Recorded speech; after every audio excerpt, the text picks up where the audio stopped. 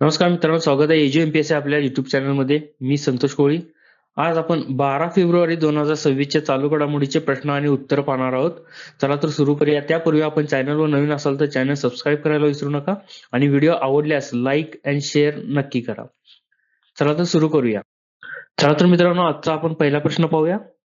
कोणत्या मंत्रालयाने पीएम सुराज हे पोर्टल सुरू केले? आणि त्याचे योग्य उत्तर आहे पर्याय क्रमांक 3 सामाजिक न्याय आणि सक्षमीकरण मंत्रालय. सामाजिक न्याय आणि सक्षमीकरण मंत्रालयाने मित्रांनो पीएम स्वराज हे पोर्टल सुरू केलेले आहे. चला तर याबाबत आपण अधिक माहिती जाणून घेऊया. आता आपण पाहूया की पीएम स्वराज पोर्टल काय आहे. तर पीएम स्वराज म्हणजेच प्रधानमंत्री सामाजिक उत्थान एवं रोजगार आधारित जनकल्याण पोर्टल आहे मित्रांनो हे पीएम स्वराज. आणि हे सामाजिक न्याय आणि सक्षमीकरण मंत्रालयाने सुरू केलेले आहे. कुणी सुरू केलेले आहे तर सामाजिक न्याय आणि सक्षमीकरण मंत्रालयाने सुरू केलेली आहे. आणि या पीएम स्वराजचा उद्देश काय मित्रांनो, तर वंचित घटकांमधील उद्योजकांना कर्ज समर्थन प्रदान करणे हे यामागील प्रमुख उद्देश आहे. चला तर पुढचा प्रश्न पाहूया. प्रश्न क्रमांक 2 पाहूया. अलीकडेच बातम्यांमध्ये दिसणारा अलमट्टी धरण कोणत्या नदीवर आहे? आणि याचे योग्य उत्तर आहे पर्याय क्रमांक 2 कृष्णा नदी. मित्रांनो, अलमट्टी धरण कर्नाटकातील कृष्णा नदीवर सिंचन, जलविद्युत आणि पूर नियंत्रणासाठी बांधले गेलेले आहे. आणि ते 52.5 मीटर उंच आणि सुमारे 3.5 किलोमीटर लांब एवढे आहे. आणि त्याची वार्षिक वीज निर्मिती क्षमता किती आहे तर 713 दशलक्ष किलोवॅट आहे. आणि हे अप्पर कृष्णा सिंचन प्रकल्पाचे मुख्य जलाशय आहे. इथे पाहू शकता आपण अलमट्टी धरण. आजचा प्रश्न क्रमांक 3 आहे. सार्वजनिक वित्तीय व्यवस्थापन प्रणाली कोणत्या सरकारी संस्थेद्वारे विकसित आणि अंमलात आणली जाते? आणि त्याचे योग्य उत्तर आहे पर्याय क्रमांक 3 महालेखा नियंत्रक म्हणजेच की सीजीए.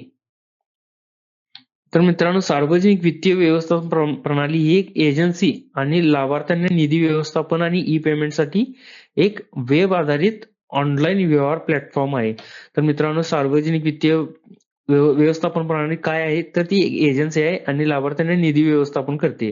आणि ती ई पेमेंटसाठी आणि वेब आधारित ऑनलाईन व्यवहार प्लॅटफॉर्म देखील आहे. आणि ही भारत सरकारच्या अर्थ मंत्रालयाच्या खर्च विभागाच्या अंतर्गत लेखा नियंत्रकांनी विकसित आणि अंमलात आणलेली आहे. भारत सरकारच्या अर्थ मंत्रालयाच्या अखत्यारीत येते हे आणि ती कार्यक्षम निधी प्रवाह आणि पेमेंट कम लेखा नेटवर्क सुनिश्चित करते. चला तर पुढचा प्रश्न पाहूया. मित्रांनो, प्रश्न क्रमांक 4 आहे. संतोष ट्रॉफी 79व्या राष्ट्रीय फुटबॉल अजिंक्यपद स्पर्धेत कोणत्या संघाने विजय मिळवला?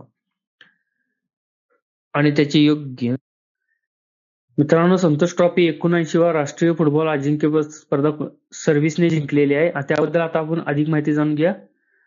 अंतिम सामना कुठे झाला तर तो आसाममधील धाको-अकाना स्टेडियमवर खेळवण्यात आला आणि सर्व्हिसने केरळचा 1-0 अशा चुरशीच्या सामन्यात पराभव केलेला आहे. आणि हा सामना अतिरिक्त वेळेमध्ये गेलेला आणि 109व्या मिनिटाला विजयी गोल करण्यात आलेला होता. चला आता पुढचा प्रश्न पाहूया. मित्रांनो, प्रश्न क्रमांक 5 पाहूयात. कोणत्या शहराने भारतातील पहिला म्युझिकल रोड उघडलेला आहे जो वाहने जाताना जय हो हे गाणे वाजवतो? आणि याचे योग्य उत्तर आहे मित्रांनो पर्याय क्रमांक 3 मुंबई. नुकतेच मुंबईमध्ये पहिला म्युझिकल रोड उघडलेला आहे. त्याबद्दल आता अधिक माहिती जाणून घ्या. तर नरिमन पॉइंट ते वरळी दरम्यान उत्तरेकडे जाणाऱ्या कॅरेजवर असलेला हा विशेष रस्ता 70 ते 80 किलोमीटर प्रति तास वेगाने वाहने प्रवास करताना जय होचा सूर्य वाजवतो, जे 500 मीटरच्या पट्ट्यामध्ये संगीत निर्माण करतात. आणि बृहन्मुंबई महानगरपालिका बीएमसी द्वारे सुरू केलेल्या उपक्रमात सुरक्षा उपायांचा देखील समावेश केलेला आहे. तर मित्रांनो, मुंबईमध्ये आपला म्युझिकल रोड सुरू केलेला आहे. चला तर पुढचा प्रश्न पाहूया. मित्रांनो, प्रश्न क्रमांक 6 पाहूयात. जागतिक बौद्धिक संपदा संघटनेच्या अहवालानुसार जागतिक संशोधन आणि विकास खर्चात म्हणजेच रिसर्च अँड डेव्हलपमेंट भारताचा कितवा क्रमांक आहे? आणि त्याची योग्य उत्तर आहे पर्याय क्रमांक 2 7. चला तर आपण आता अधिक माहिती पाहूया. मित्रांनो, नुकत्याच प्रकाशित झालेल्या बौद्धिक संपदा संघटनेच्या अहवालानुसार एकूण जागतिक वाट्यामध्ये आशियाचा किती टक्के वाटा आहे, तर तो आहे 45%.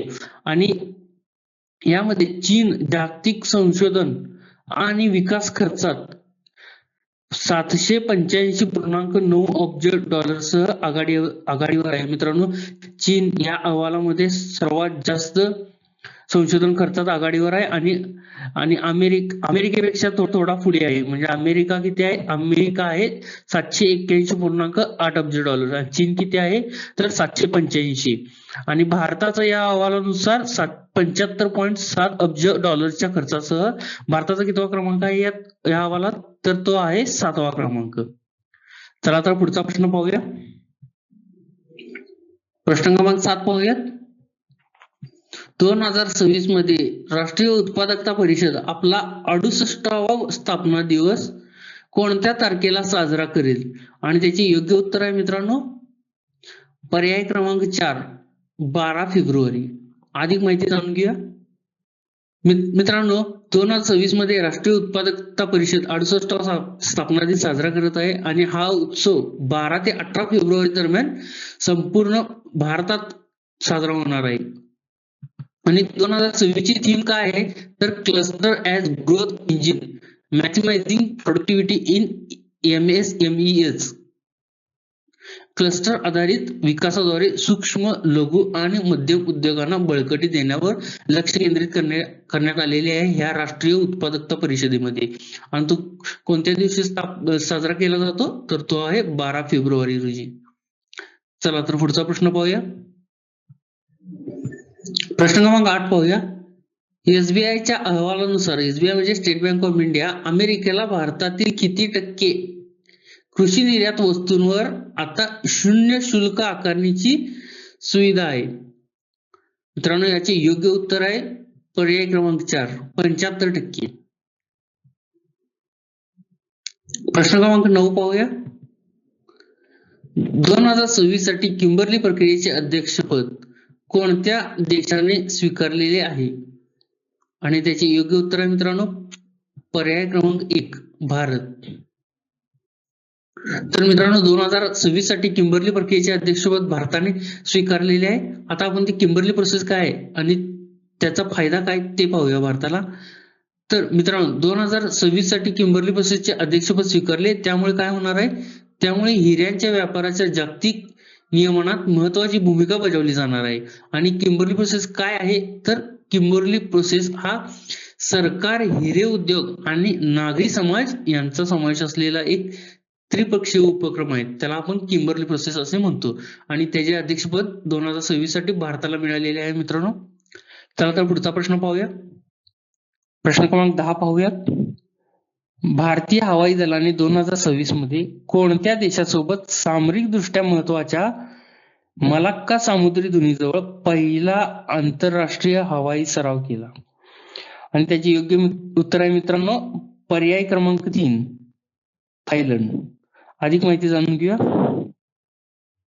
तर मित्रांनो, नुकत्याच भारतीय हवाई दलाने थायलंड सोबत, कोणत्या देशासोबत? तर थायलंड सोबत, विशेषतः रॉयल थाई एअरफोर्स सोबत 2026 चा आंतरराष्ट्रीय हवाई सराव केला.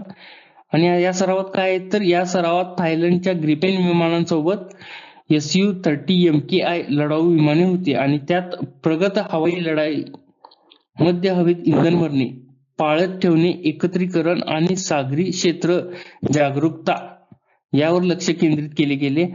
तर मित्रांनो, हा हवाई दलाने भारतीय हवाई दलाने थायलंड देशासोबत सामरिक दृष्ट्या महत्वाच्या मलाक्का सामुद्री धुनीजवळ केलेला हा हवाई सराव होता. तर मित्रांनो, हे होते आपले 12 फेब्रुवारी 2026 चे महत्वपूर्ण असे 10 चालू घडामोडीवरील प्रश्न आणि उत्तरे. मित्रांनो, व्हिडिओ आवडल्यास लाईक आणि शेअर नक्की करा आणि चॅनलवर नवीन असाल तर सबस्क्राईब करायला विसरू नका. थँक्यू.